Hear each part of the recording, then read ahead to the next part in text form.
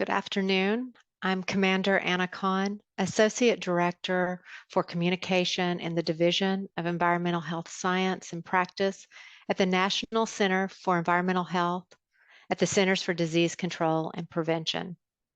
I'd like to welcome you all to today's Environmental Health Nexus webinar titled Overview of Wildland Fire and Wildland Fire Smoke for Public Health Agencies. This is part one of a part two series. We invite you to join us next week for part two on July 18th from 2 to 3 p.m. Eastern Time, titled Wildland Fire Activities in State, Tribal, Local, and Territorial Public Health Agencies. Today's session will feature a presentation followed by a Q&A session with our panelists. Please note that all participants are in listen-only mode and closed captions are available for this webinar. Next slide, please. Today's Nexus webinar will be available to view on demand in a few days. You can find the video recording of today's webinar at CDC's Nexus webpage at cdc.gov/NCH/EHSP/EHNexus, or you can scan the QR code. Next slide, please. You may submit questions at any time during today's presentation. To ask a question using Zoom, click on the Q&A button at the bottom of your screen, then type in your question in the Q&A box. Keep in mind that we often get more questions than we can answer in a live session. Next slide, please. Please note that the findings and the conclusions in this report are those of the authors and don't necessarily represent the official position of CDC. Next slide, please. It is my honor to introduce Dr. Eric Svensson. Dr. Svensson serves as the Director of the Division of Environmental Health Science and Practice at CDC's National Center for Environmental Health.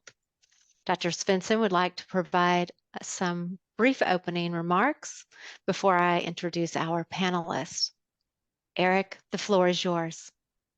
Wonderful. Thank you so much, Anna. I am so pleased that we're able to host this event today. Many of you still remember the events of last year with the wildland fires issues going on all across North America and the smoke issues across the U.S. We have fires going again this summer, and many jurisdictions have issues related to preparedness and resilience from fire, even if they don't have a fire in their area right now. Wildland fire is an issue of land management, of natural resource management, of public safety, firefighting, environmental regulation, and environmental protection. And most of all, for this audience, it's a public health issue. And so for the session today, we're bringing those perspectives to you all from our colleagues across government to be able to give you a little bit of a window into the work that they do and the agencies that they represent, and also different perspectives on this multidimensional problem. I'm looking forward to hearing from everyone and also hearing your questions and comments. So thank you for joining us, and we look forward to walking through this discussion together.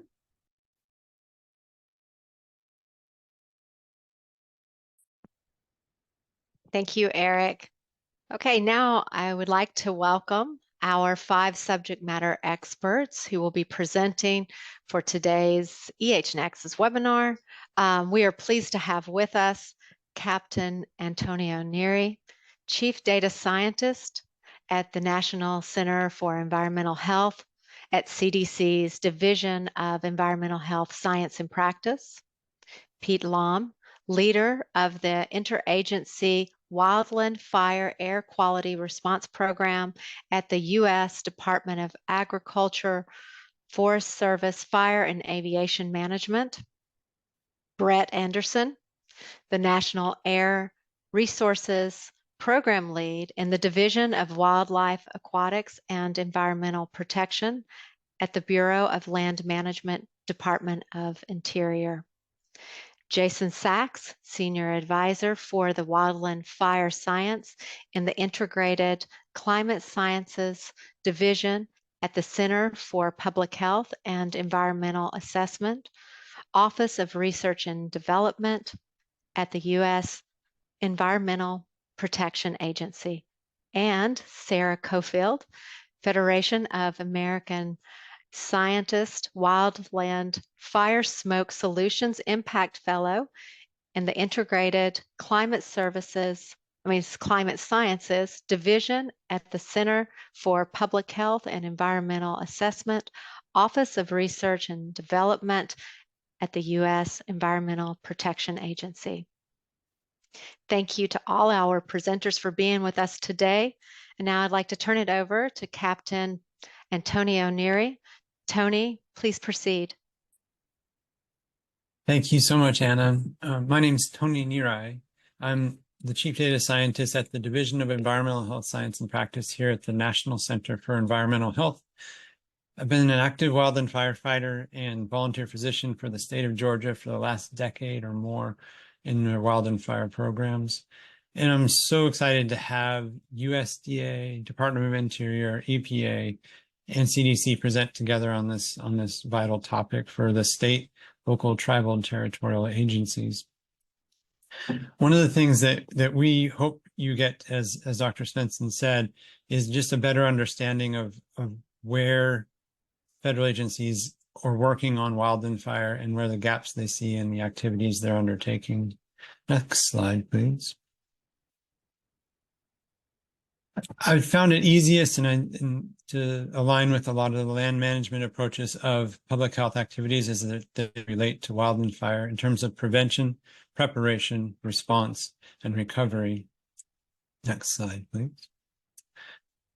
Our colleagues at USDA, Department of Interior, and EPA will talk a lot more in depth about these following topics, but I did want to focus on that prevention, and particularly the use of prescribed fire or proactive use of fire, is an increasing focus for the land management agencies across the United States. In preparation for wildland fires, there's been a lot of materials that EPA will cover and CDC has contributed to in regards to wildland fire smoke, which is a predominant topic for wildland fire in the past and will be in the future. And below that, you can see a box fan, a do-it-yourself box fan. The EPA will talk about their work on that. Next slide, please. In response, unfortunately, a lot of public health agencies and their communities are involved in response activities for wildland fire, and in so being in catastrophic places at times. But public health agencies have no choice in those regions, particularly in the West, to be involved in the response of active wildfires, whether that's making sure evacuation routes are running correctly or ensuring shelters are in a good spot and adequately staffed and have adequate services available, and getting the people out as well as the firefighters in. Public health agencies are likely involved in that by choice or by force. Next slide, please. And then sadly, there's been a number of catastrophic wildfires, and hopefully those will decrease over time with the use of prescribed fire. But public health agencies particularly get involved in those areas. On the bottom, you can see the damaged wellhead, and as well as the open water line in a destroyed home. So after a fire goes through, public health agencies get involved not only in the entirety of the watershed and how it's providing clean water to the area, but the recovery of the community as far as not only physical infrastructure, but their mental health needs, the shelter needs, and not only the identification of hazardous waste, but the removal and re-permitting of locations in which they can restore functionality to a community and help them get back on their feet. Next slide, please. So in entirety, public health has a lot of roles, whether they're brought there by choice or by force. And this next series of speakers will talk about those more in depth. Next slide. Unfortunately, for a lot of the nation, there's no, at least at the federal level, there's no dedicated line item funding for for a lot of this work in wildland fire, particularly from the public health agency standpoint. In prevention and preparation, there's no direct funding for CDC, and then I don't believe there's any direct line item funding for state, local, tribal, and territorial response agencies, public health agencies. Where public health agencies sometimes get involved is when the Federal Emergency Management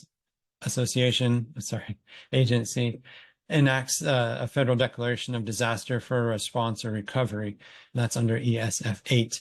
And so feds can get more involved, particularly CDC and its sister agency, the American Association, the Agency for Toxic Substances and Disease Registry, ATSDR, can get involved in disaster response. You can see in the chat with, we'll put up here soon, that there is funding just this year in the 2024 to 28 budget for the Public Health Emergency Preparedness Program Cooperative Agreement, where there has been increasing recognition of the role of emergency response in public health agencies. And we will try to get, that's where CDC is trying to get more funding available for all of these roles in the prevention, preparation, response, and recovery.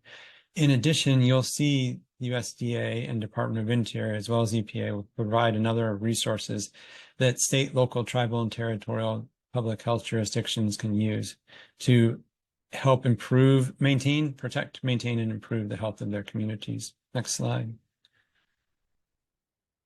So one of the things we are interested in public health is make sure we have adequate staffing and resources for the problems of the day and problems of the future. And certainly wildland fire is both a problem of the day and problem of the future. So as a partner in the Wildland Fire Leadership Council, as well as a number of other agencies, places, and cooperatives, CDC has been working hard to try to highlight the work for public health in this entire world of wildland fire. So hopefully in the near future, and our partners will talk a little bit about this, the Wildfire Management Mitigation Commission, the Wildland Fire Leadership Council, and other areas, as well as the Community Wildfire Defense Grants and other funding opportunities for the state, local, tribal, and territorial health agencies involved. And that will hopefully help improve public health's ability to prevent, prepare, respond, and recover from wildfires. Next slide. With that, I'll hand it over to Pete Lom and Brett Anderson, Department of Interior and the Department of Agriculture. Thank you.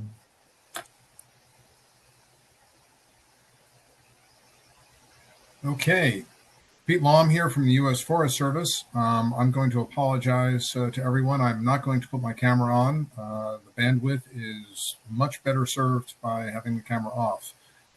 Thank you for the opportunity to be here addressing you all today, and welcome. I do want to cover some of the intersection of the wildland fire management activities and the conditions of our landscape in the United States, and how it intersects with the public health side of our business and the populations that are impacted therein. I'll speak about a number of factors, including that intersection, how we respond, and also address some of the perfect setting from Tony a moment ago. Next slide, please. So a wildfire occurs. Unfortunately, this is the Camp Fire a number of years ago in California. Next slide.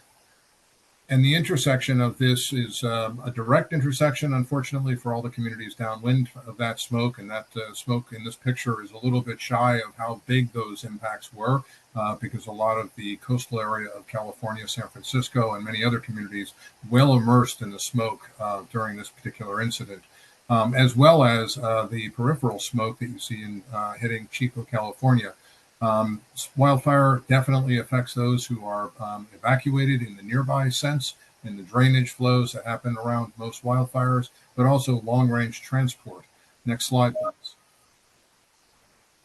So everyone is pretty well aware of the level of increase of burned area that's been happening in the United States for a number of years now. And this graphic doesn't even show the record-breaking year of 2020, but the increase is substantial over the last 25 years. And we seem to be continuing in that thread. We've had a little bit of a respite in 2020 and 2022 and 2023, but we are ramping up literally as we speak And the program that I lead is responding to some of that smoke that's out there right now, and some of you may be experiencing. Next slide. So we can't forget a couple of other contributors in 2023, as Tony was mentioning a moment ago, a substantial impact from a very, very large impact from Canada, where 18 million hectares burned, 6 times their average in the past years, like this situation in the US. And I should point out, next slide, that's about the size of the state of Washington in terms of the actual number of acres and hectares that were burned. I don't want to lose sight of the fact that it's not just Canada that can influence U.S. air quality and our populations. It can also, and it frequently was this past spring, smoke coming from Mexico. And if you look at a tool that I'll show in a moment, the fire and smoke map, you will see impacts happening right now from Canada in the mid part of this country. And there are a lot of wildfires that are very active in Alberta as we speak. So we could probably anticipate some of this continued national exposure to wildfire smoke. Next slide. So one of the points here absolutely is the increased cost, just like everything else in terms of suppression. But this is just a small tip of the iceberg when it comes to the real costs of wildfire in the United States. And Tony kind of pointed that out in the restoration and the recovery portion of after a wildfire. Not only is it what's being burned and people losing homes and the resources therein, water quality, the environmental health hazards that emerge after a fire, all those are absolutely critical and not captured in this particular graphic. Next slide. So let's talk about aligning how we bring this wildfire and how we address our wildlands and their conditions as they are today with trying to bring in the public health objectives, obviously of reducing impacts on all of the folks out there across the landscape. I shouldn't forget, this is definitely a public health objective, is also addressing the health of our fire personnel, the first responders that are dealing with this as well. In March of 2023, the General Accounting Office put together a report and released it on this intersection of land management and public health impacts of wildfires. It is a critical report that kind of points out many of the trends that was just mentioned a moment ago on the previous slides, but sets up the need for this alignment, this important recognition of land management and public health objectives working together, and the value of doing something like we are today, which is a multi-departmental effort, an agency effort to start addressing these challenges around wildfire and prevention and public health objectives. Next slide. Critical recognition of the state of our lands across the United States is a very big step in this process. Since 2011, the National Cohesive Wildland Fire Management Strategy has been in place in the recognition of fire on the landscape, of addressing safe firefighting strategies, and preparing communities to address wildfire across the landscape. In the couple of years ago, the Forest Service and the Department of Interior issued clear recognition of their plans to address the wildfire crisis that's going on out there. And how do we do that? And it was a very clear recognition of the need to treat fuels, that is the natural vegetation and its buildup, recognition of the condition of the lands in terms of the available fuels that are out there, the risks of not doing that, and come up with ways of moving that issue forward. A lot of that, including the cohesive strategy, played a very big effort in the commission, the Wildland Fire report of the Wildland Fire Mitigation and Management Commission, that very closely and very succinctly looked at some of the smoke challenges around wildfire, and in fact got to the point that recognizing in words and very clear text, the wildfire crisis is a public health crisis, and that they are inexorably entwined, and responding to wildfire has got to also include responding to the wildfire smoke impacts on public health. Next slide. So how do we do that? How do we move forward from where we are today in the landscape where we are facing a wildfire crisis? And so there is the opportunity to address our lands and the fuels that are there and the risks that are present in the wildlands of the United States. Increasing cultural burning is one tool that is absolutely on the increase, using natural systems such as grazing to reduce fine fuels, another, but most critically is the role of prescribed fire. And prescribed fire not only reduces fuels, but plays a very natural process in many ecological systems across the United States. In fact, a majority of the lands across the United States have some role of fire. And it may be frequent or it may be infrequent, but fire is part of the landscape. And it is an incredibly important tool for managing invasive species and also maintaining the populations of endangered species. Next slide. So the benefits of obviously taking on this big challenge of the wildfire crisis is trying to avoid what we're looking at on this slide. The need to recover, the need to address the risks downstream of a large wildfire, which with it brings incredible hazards and for flooding and massive soil movement, and unfortunately, a number of fatalities that can result when these floods happen. Just making the movement of water much, much worse, even though it might be a light rain. It also influences water quality, and it has definitely significant effects on species, types, and how they will be coming back on a specific site. As you see an example here with reseeding and then monitoring that recovery. The damage is long-term. The damage is critical to keep track of, and is also very expensive and leaves many other environmental hazards if it is in an area that has homes and other infrastructure. Next slide. So one of the clear steps that these agencies and departments, USDA, DOI, CDC, and EPA, they recognized this while they were going through the commission process and the GAO report of the importance of coordinating around wildland fire and air quality. And how to do that best was to be very clear in creating a memorandum of understanding that allows for bringing this particular issue into focus and working on it in a cross-agency, cross-departmental manner. And really, it's about reducing the risk of large, severe wildfires, but also addressing these public health impacts as well, which are just as large as these wildfires themselves. Next slide. One of the key elements is there is actually a work plan associated with this and community preparedness, and I'll talk about that in a moment, ensuring that we work together and there are mutual goals and efforts, the importance of sharing data across all the different agencies and understanding where there are gaps, and then how do we communicate effectively? And today's presentation is absolutely part of this effort that you are seeing and a product of this working together under the MOU. Next slide. So one of the important elements of that MOU and also the findings of the commission and the investment of the Wildland Fire Leadership Council, which crosses many departments and agencies, is just that there's going to need to be a strategic increase of using prescribed fire. And this is really to get at reducing the catastrophic wildfires that we're facing. And it's going to take some time, and it's going to mean a little bit more smoke in the air from prescribed fire.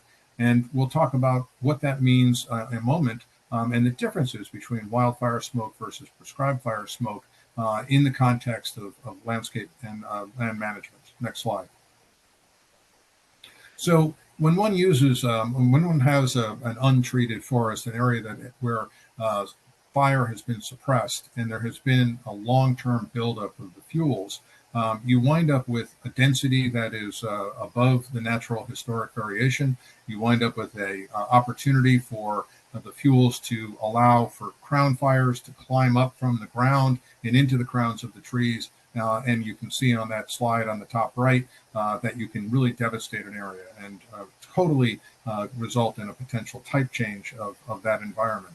Whereas with fuels reduction methods, which can include removal of fuels mechanically, but also a critical element, which is the use of fire in a low intensity manner under very controlled conditions by professionals that are trained to do that within, say, the Forest Service or the Department of Interior bureaus and agencies, that you can control and manage some of these fuels and create a more resilient, a fire resilient type of ecosystem, and one that is in somewhat of alignment of how that ecosystem had worked historically before fires were excluded, before we were in the extreme situations of where we are now in this wildfire crisis strategy. So we optimally have this scenario like the bottom right corner, which is a desired state and to operate and can be maintained effectively with small, low levels of emissions rather than the months-long high levels of emissions which are totally unmanaged in the example on the top line. Next slide. So this slide is actually an important one because it kind of points out that unfortunately, in terms of emissions, prescribed fire is absolutely a critical step to the evolution and the ecology on these sites. Unfortunately, in this particular wildfire, Bootleg Fire of 2021, you can see the results very clearly of what no treatment results in, where there hadn't been fire, there hadn't been mechanical treatments and fuels treatments. They had a high intensity crown fire, devastating results. You see literally consumption right down to the ground and the blackened area. In the foreground, the thinned area did moderate the intensity of the fire somewhat, but the bottom line is that you see all the mortality of these standing trees. A very, very hazardous and challenging area to address in the future, I will point out. But in the middle is what you see is thinning plus prescribed fire. Fire did go through this area as well, but it stayed on the ground, and there was the maintenance of live material and live trees, and a working ecosystem that resulted from the prescribed fire and thinning. And then with the follow-up wildfire, it still continues to be resilient and functioning. This is a really important message because this is part of the drive of why we will probably be seeing in a lot of areas increased use of fire coupled with other fuels treatments to try to get to this state of a resilient, long-term, working, and effective ecological system for those areas where fire plays a role naturally. Next slide. We should point out some significant differences. I will leave to EPA some of the differences in terms of actual public health impacts and some of the other more technical pollutants dialogue. But very simply, on the left, you see a prescribed fire, and Tony put this slide in because he's involved in a number of prescribed fires in Georgia. Thank you, Tony, for your investment in time. But in the prescribed fires in Georgia, you can see, and this is in an area where fire has played a natural role, and they put prescribed fire in the landscape on a fairly regular basis in line with the ecological needs of the site. And the smoke is fairly low. It is fairly light.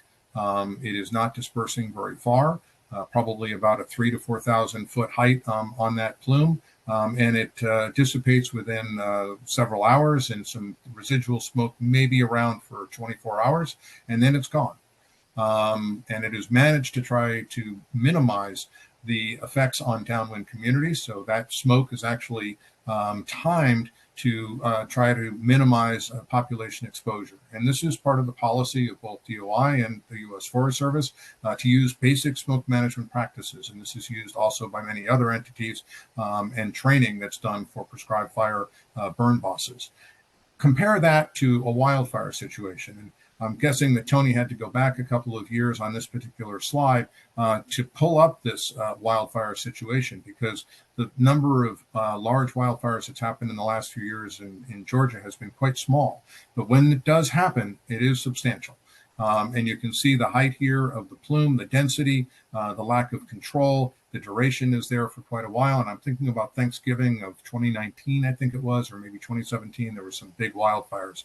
Some real challenges here when you're downwind of a wildfire. And for all of our Western participants in this call, some of you are experiencing some of this wildfire smoke right now, and the duration of which you have no idea, and nor do we.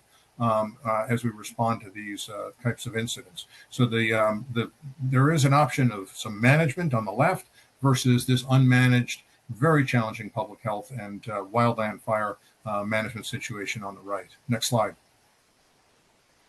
So I'm going to be very brief here. There is efforts to address smoke response on large wildland fire incidents. It's the program that I lead called the Interagency Wildland Fire Air Quality Response Program. And I hope as public health professionals on this call that there are a number of intersections that you've had with our air resource advisors who are assigned to the incident command teams that are on these large wildfires.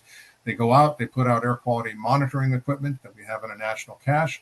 We try to predict the smoke dispersion and smoke impacts and coordinate with air quality agencies as well as public health agencies in terms of messaging, and also jointly creating a communication strategy around those air quality risks.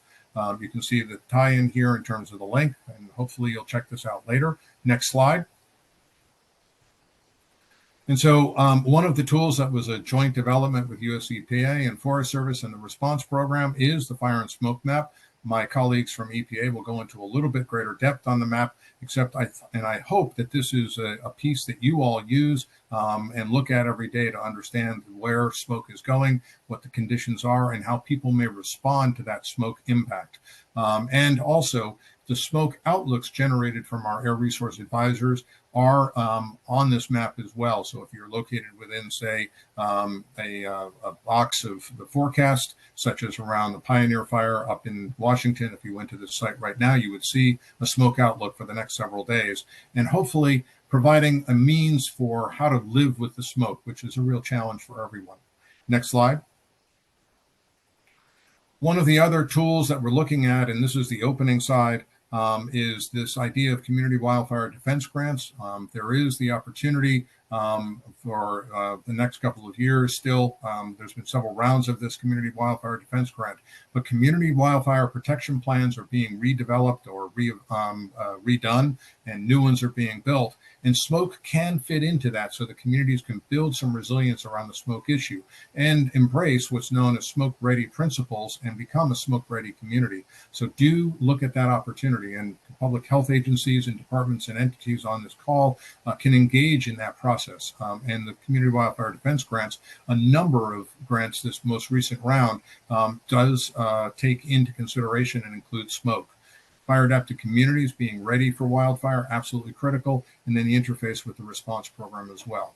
Next slide, and I think we'll be turning it over to Brett Anderson from the Department of Interior Bureau of Land Management. It's all yours. Thank you, Pete.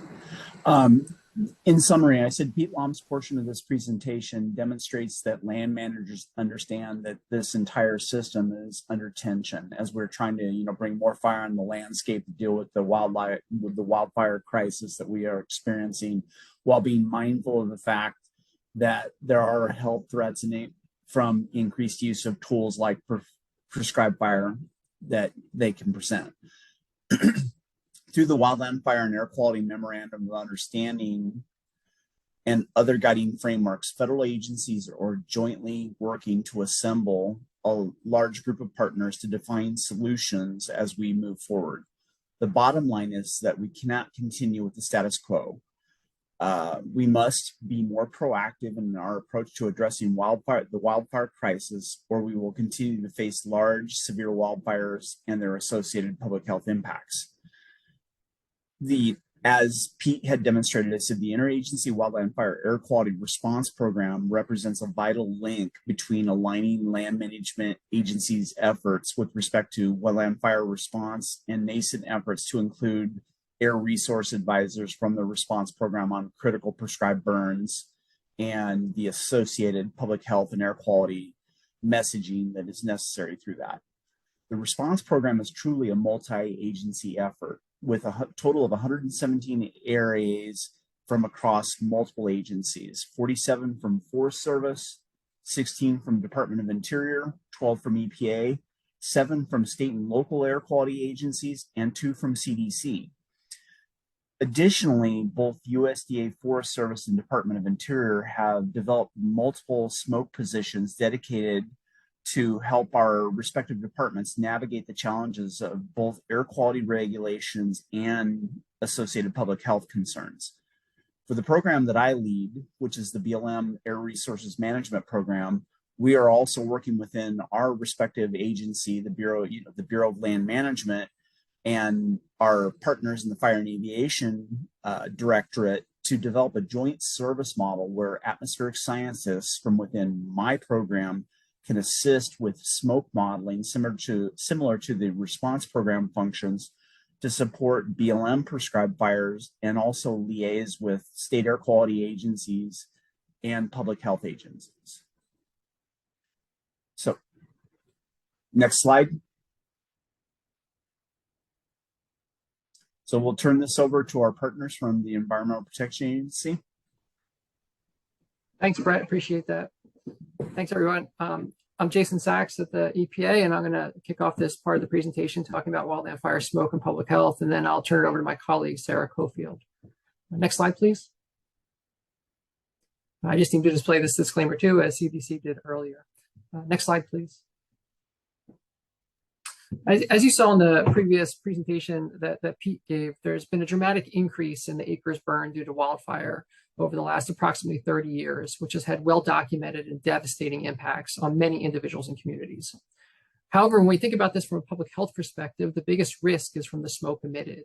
And while smoke concentrations will tend to be higher closer to the fire, smoke can travel far distances, impacting communities and people near and far from the fire.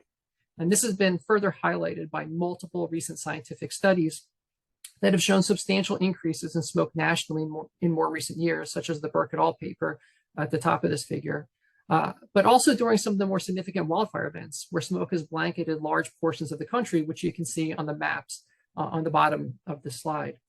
And while this slide focuses on the continental US, it's important to recognize that Alaska experiences smoke every year, and we also had the devastating fires in Maui of last year.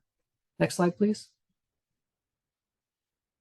The increase in acres burned and subsequently the smoke emitted on a yearly basis is also having broader air quality and public health implications. We are starting to see a trend of reversing decades of improvements in air quality, primarily in the Western US, which is reflected in a few recent scientific studies that are depicted on this slide, where you can see annual particulate matter concentrations, a main component of smoke, are being increased in many locations. And this is a perfect segue into a broader discussion about smoke that I'll touch on in the next few slides. Next slide, please. Wildland fire smoke, and I note wildland fire here to reflect smoke from both wildfire and prescribed fire, is a complex mixture that includes a number of pollutants, of which particulate matter, also referred to PM, is one of the biggest contributors to smoke and the pollutant of greatest health concern. Next slide, please. But what is PM? Well, it's a mixture of solid and liquid droplets.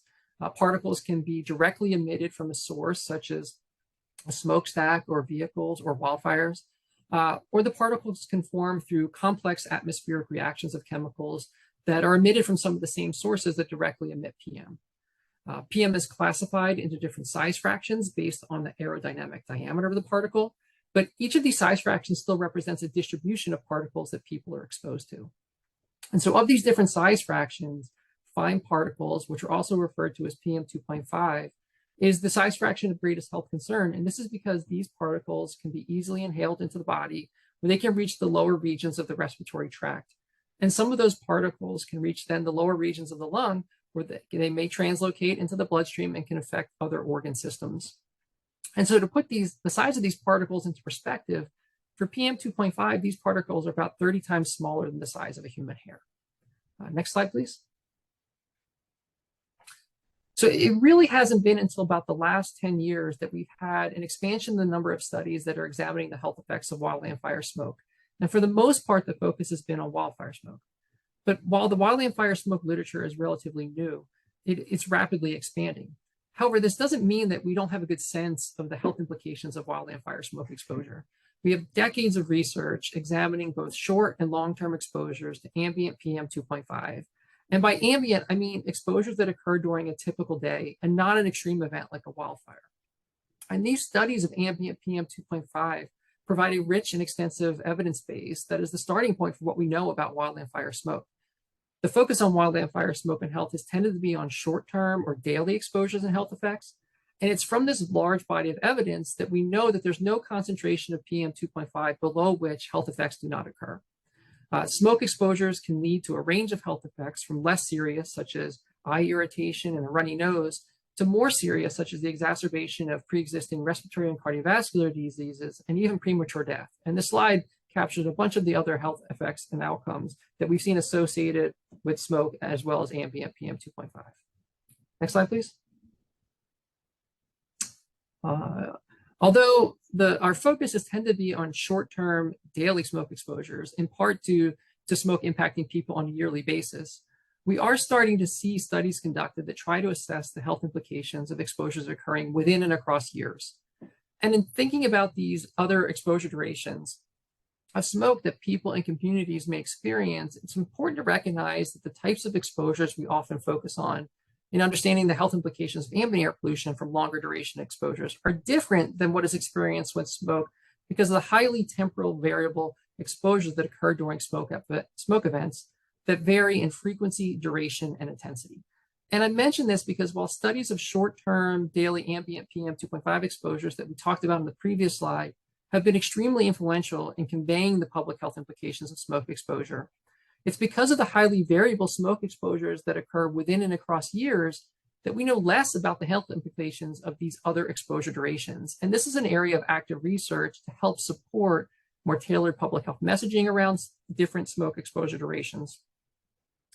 Next slide, please. So similar to our understanding of wildland fire smoke and health overall, our understanding of those populations at increased risk of potential health effects is rooted in evidence from studies of ambient PM 2.5. And so people may be at risk or increased risk of health effects due to inherent factors that may predispose them to experience a health effect, or in response to being exposed to higher concentrations of PM 2.5. And this latter point is important in the context of wildfire smoke because some populations, such as people of low socioeconomic status or outdoor workers, they may not have the means available to reduce or mitigate exposures. They might not be able to go buy a clean air purifier for their home or get out of the smoky conditions during working. And so lastly, it's important to recognize that everyone will respond differently to wildfire smoke exposure.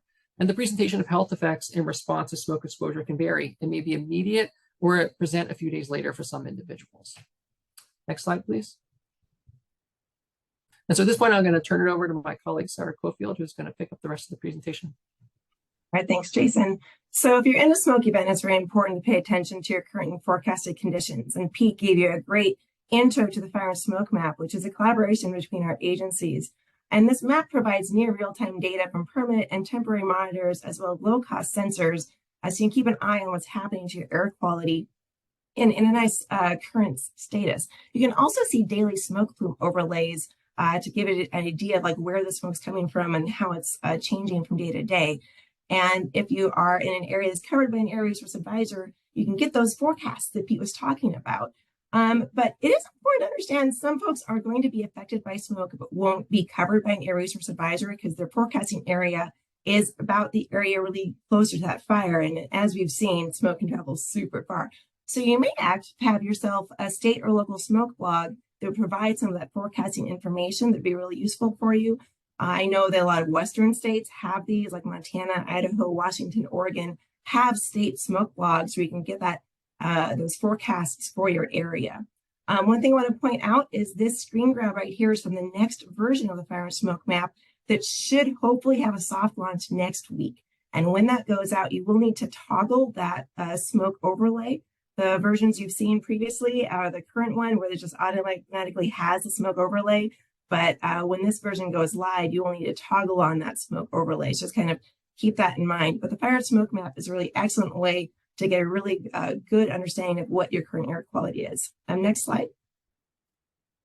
So you see a lot of colors on that Fire and Smoke Map, and those correspond to the Air Quality Index, which is an index the EPA designed as a way to communicate to people current air pollution levels and health concerns, and when people should start taking actions to reduce their exposure. It takes the concentrations of pollutants and puts it on a scale where 100 is that demarcation between satisfactory air that meets the National Ambient Air Quality Standard for short-term exposure and what we consider unhealthy air quality. So for PM 2.5, that's going to be our main pollutant during wildfire smoke. So that's where you can be seen for the AQI on that Fire and Smoke Map. And as you get further up the AQI and you get deeper into those colors, the air quality is worsening and more people need to be taking measures to reduce their exposures to smoke and taking steps to stay healthy. Next slide. Next slide. There we go. Now, there are several steps you can take to stay healthy and reduce your exposure. And this great figure from Zhu et al.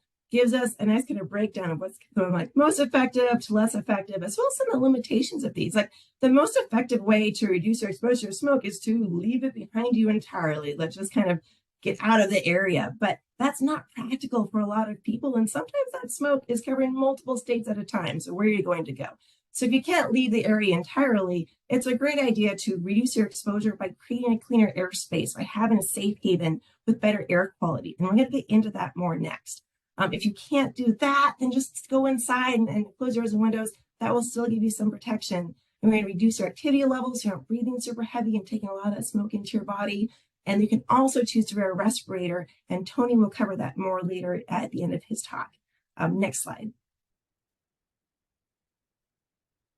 So how do you create these clean air spaces? And home is not that difficult. First, you want to make sure you're not creating your own air pollution. So cut back on some stovetop cooking. Don't burn candles and incense. You don't want to be introducing your own pollution into your space so you can avoid it. And then you want to clean that air. A great way to do this is with a portable air cleaner with a HEPA filter in it. It's going to remove those tiny, tiny particles in the smoke. You want to make sure that the air cleaner is sized appropriately for the room that it's in, and that it does not generate ozone, because ozone is very harmful for your health. Close the doors and windows to that space so the air can circulate through the filter, and you should be in pretty good shape. If you have a central air conditioning system, they can have an upgraded, more efficient filter put in. You can then clean all the air in your home and get cooling at the same time. One thing to note, though, is not all home HVAC systems are able to use really efficient HVAC filters, because it can cause a reduction of airflow across coils unless you have a more modern system that can compensate for that. So you need to do some research before you just put in that better filter. If your system can't use the better filter, then you want to use those portable air cleaners to create those clean rooms on kind of a room-by-room basis. And then I also want to point out that it's very important to be able to cool down your space when it's hot outside. And if you don't have air conditioning, that may mean opening your windows at night and letting the cool, smoky air inside, because heat is immediately dangerous. And then close your doors and windows when you get cooler, and turn on your air cleaners and clean out that smoke. Next slide. So a portable air cleaner with HEPA filter is at its heart, it is a fan and a filter. So you can make your own air cleaner with a fan and a filter. This most basic version uses a 1-inch HVAC filter stuck on the back of a box fan, and you have yourself an air cleaner. One important note here is you want to make sure it's a newer box fan manufactured since 2012, because these have added safety features that take away the risk of overheating. Some older box fans have a greater risk of problems. So get a newer box fan and then use a MERV 13 filter. Now, MERV stands for Minimum Efficiency Reporting Value, and it's just a scale that describes the effectiveness of a filter at removing different sizes of particles. And the higher your MERV, the better that filter will do at taking out smaller particles. MERV 13 is actually the lowest MERV that has been tested to remove the really tiny particles in smoke. They're typically less than even 1 micron in diameter. So that's what we recommend is a MERV 13 filter. Now, we wanted to understand how these different contraptions, because you can make different contraptions out of your filters and your fans, how they stack up against each other. So we took them into the laboratory and tested a few different variations and found that just the basic box fan and one filter, it's about as good as a small commercial air cleaner. But as you add filters and make a larger contraption, you add surface area. So there's more air, more space for that air to flow through and get more air movement coming through and getting cleaned more quickly. And you can use those in larger and larger rooms, because just the basic fan and filter, that's good for about 150 square feet room. But as you get a larger contraption, you can make more surface area with a box or a wedge. It's going to get better for larger spaces. And then another thing you can think about if you want to have more surface area but less of a boxy huge thing is get a 4-inch thick HVAC filter, because that has really deep pleats that create that surface area and has also similar impacts to having like multiple filters on your device. But these are a great way to have a less expensive means of cleaning your indoor air, but do be aware they are louder than your basic commercial air cleaners typically. Next slide. We have a graphic about how to make these on our website. We do recommend you can take this, share it, distribute it, use it. We also have it in Spanish, just something as a resource out there for folks that aren't able or don't want to purchase a portable air cleaner. You can make your own. All right, next slide, please. So cleaning the air at home is actually relatively straightforward. It's more complicated in a commercial building because HVAC systems are designed in commercial systems to take outside air and bring it indoors. That is what they do. They take outside air, they bring it inside, and it's not required to be cleaned to any certain extent. We did a study, EPA, in California and Montana to get an understanding of what it's like inside these commercial spaces, offices, schools, fitness centers, preschools, museums, community centers, places people would go expecting clean air because it's air conditioned. And we found a lot more smoke than we wanted or expected to see. And we investigated this and learned some important lessons about what happens in commercial HVAC systems. And then we talked to ASHRAE, which is an organization that sets standards for HVAC maintenance. And they came to the table and they've issued a framework for how building operators can do a better job protecting their occupants. And they have really formal guidance will be coming out hopefully by the end of this year to really be detailed about what we can do better in commercial buildings about protecting occupants. But we have some information to share right now about that. So next slide. So some of the things that impact how much your air is being cleaned in a commercial building is obviously going back to those filters. Do you have a MERV 13 filter in your commercial HVAC system? Usually the answer is going to be no. We tried very hard to find buildings with filters above a MERV 8, and it was very hard to find any because MERV 8 is what's required, and it is cheaper. So not a lot of MERV 13s out there, but it's what we do recommend to be used. You want to make sure it's clean and that it fits in the filter casing. You also know, when is your HVAC operating? If you're turning off your HVAC fan to save energy, is typically a great idea, but during a smoke event, that means your air is not circulating through the fans, it's not circulating through the filters, it's not being cleaned. Similarly, if you're using an economizer in a commercial building to cut down on needing to use your air conditioning, which is typically great because it takes cool nighttime air and brings it inside so you don't have to run that air conditioning all the time. But during a smoke event, that is smoky, cold air that you're bringing inside, just dumping smoke straight into your building. So economizers can lead to more smoke buildup than you would like to see. And then there's the issue of non-functioning HVAC components and deferred maintenance that we found when we did our study. So go ahead and go to the next slide. We went through and we inspected all the buildings in our study, and we found a tremendous amount of deferred maintenance, where there's the assumption if your temperature is correct, then your HVAC is operating properly, and that's not always the case. We found a lot of dampers that were broken. Dampers control the airflow coming into your building. If it's broken open, there's nothing to stop smoke from coming inside. We found filters that were bent and crushed, and because it kind of jammed into the casing, so air just go around the holes. We found filters that were so overloaded, air couldn't go through them at all. We found filters that weren't even a MERV 8. We found some MERV 4s. We had gaps and breaks and holes in HVAC systems and leaky ducts, and then leaky doors and windows where smoke could come inside. All of these weak points that need to be addressed and assessed. So when you're doing a commercial HVAC system and you want to provide clean indoor air, you need to go through and take care of all these maintenance things and make sure it's operating correctly and address the building envelope to make sure you're giving that safer indoor space to your occupants. Okay, so next slide. And finally, we have a lot of resources about all of this on our website. We're going to try to drop these into chat for you, just so you can go through and learn about the work we've done and what you can do to create those cleaner air spaces in your homes and commercial buildings. And with that, I'm going to wrap up and pass it off to Tony. Thank you so much. Thanks, Sarah. We'll just finish up here with the public health rules and wildland fire, and we can go to the next slide. These slides just really highlight the things that Jason and Sarah had put together. You can see just general decline in PM 2.5 levels between 2000 and 2022. If you go to the next slide, it highlights the western states and northwestern states going up, and my arrows got a little bit off, but really that reversal in trend. And then combined with the next slide, Next slide. There you go. It really, that Burke paper really highlights the contribution that wildfire smoke contributes to the PM 2.5, the particulate matter less than 2.5 microns in diameter in the western and northwest states. And so I think not only is it impactful in the western and northwest states, but as you saw last year, and as will probably continue to be seen across the United States, as there are bigger fires, more fires, that you will see PM 2.5 levels could be affected by things further out than the western and northwestern United States. Next slide, please.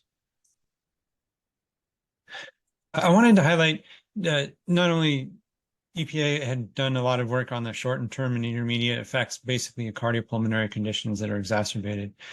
One is that there's a link at the bottom by Kristen McCardle, our Epidemic Intelligence Service officer, that looks at syndromic surveillance for asthma visits during the Canadian wildfires was one of those points. And I want to make sure we have time for just a couple questions. But the National Firefighter Registry is CDC's way in which we're trying to understand the longitudinal exposures that Sarah and Jason and Brett and Pete talked about and put them into some understanding about the development of cancer from subsequent exposures. You can see the link right there. We'll hopefully try to put it in the chat and get more folks understanding about what their firefighter exposures are and the cancers they develop therein. Next slide, please. Finally, I want to highlight some of CDC's work in this area. There's two articles in the Morbidity and Mortality Weekly Report published in 2023, one by Kristen McCardle, who you saw the link for earlier, and one by Meek. And these both highlight the emergency room visits during the Canadian wildfire season, with a spike in the middle, irrespective of which location you were in, daily ER visits and coordinates with really strong coordination with PM 2.5. You go to the next slide, we have our infographic, which I think was most helpful, really to pull down what is that increase. And there's an 80% increase in ED visits for asthma over that time period. So what do we do about it? Again, I want to leave time for discussion. Next slide. This is the current CDC recommendations, and there are a couple questions in the chat about respirator use. And there is a great website that I cited or answered in the questions and answers about respirator use. And so the current recommendation is that children greater than the age of 2 or greater than equal to the age of 2 can wear respirators. Generally, cloth and paper surgical masks are not sufficiently protective against particulate matter. And there is a question about what if you have facial hair, longstanding issue with respirators. And there is a whole section that I put a link to in the answered section of the question and answer period that talk about loose fitting respirators. I think it's still a topic that really needs a lot of work, particularly if you have facial hair. And you need to have a good fit on that mask. If you have facial hair, it's not going to work out. It's not going to fit and it's not going to function as it should. And again, fit testing is really important to make sure the respirators you're using are actually functionally cleaning your air, improving your air. With that, I'm going to stop. And there's a couple questions in the question and answer period. You can go to the next slide. I think that's the end of our presentation. I'm going to defer to Anna for questions and answers if you want to. I only have 2 minutes left. Sorry.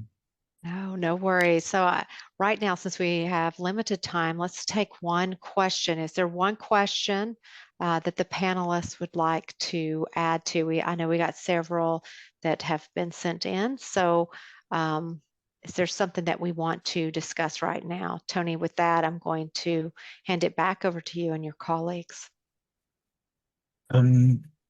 I was going to maybe talk with Pete and Brett to talk a little bit about the wild and urban interface and perspectives about the wild and urban interface. Okay, thanks, Tony. Got a live one there. Let me refer to the wild and urban interface is the area between the wildlands and where more dense population is present. It can be, and we had actually a slide at one time that we pulled for the timing, fairly densely populated to sparsely populated, but where people live. Unfortunately, in this area is the example that I showed you, the campfire in Paradise, California, which consumed a lot of homes and infrastructure. And with it, more challenging levels of air pollution and an area of increased research. The good news in this is that a lot of the wildfires we are talking about do not consume human materials, which is the good piece, and we certainly don't do that in prescribed fire. Those are only natural fuels. But it is a very specific challenge. It is one that is a challenge for the wildland firefighters and the decisions, and for the evacuation responses and the downwind communities. So this is an area also for firefighter exposure that we are looking into as well, in how to really emphasize protection of fire personnel in that space. Am I getting where you wanted to go, Tony? That's perfect. Thank you, Pete. I'm going to cede to Anna to close us out. Thank you so much. Okay, thank you. And thank you to the panelists for adding additional links to resources. And I want to thank all of our panelists for presenting today. And the information you provided was very helpful and very useful. So thank you. And then I just want to also mention that we have our part 2 on July 18th from 2 to 3 Eastern Time, titled Wildland Fire Activities in State, Tribal, Local, and Territorial Public Health Agencies. And with that, thank you all for joining us today. Take care and have a great day.